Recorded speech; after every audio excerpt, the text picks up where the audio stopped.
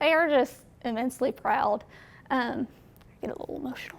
Dixi Secula can't help but get choked up as she completes the first phase of her medical school journey. It feels great. It's just crazy to think that I'm here.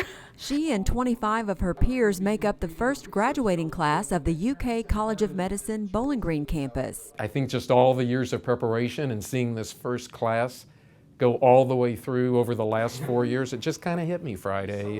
In his remarks last week, Associate Dean Todd Cheever talked about the leap of faith this first class took in the summer of 2018. When they interviewed, we were actually housed next door in the WKU Health Sciences Complex.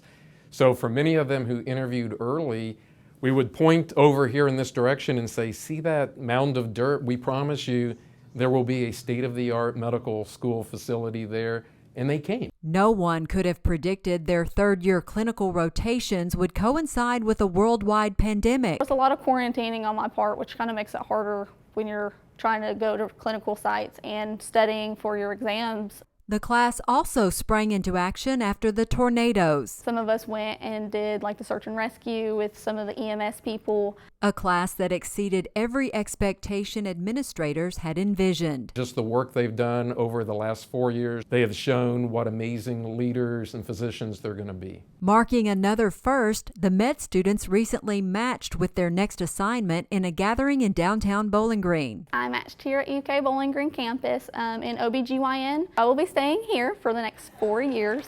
And hopefully we'll either stay in Bowling Green or go to one of the more rural communities and practice in OB. And that is ultimately the school's mission, training physicians in Kentucky for Kentucky. We say to them often, regardless of where you train, we hope you'll think about your Kentucky roots and come home and practice. With this week's View from the Hill, I'm Amy Bingham.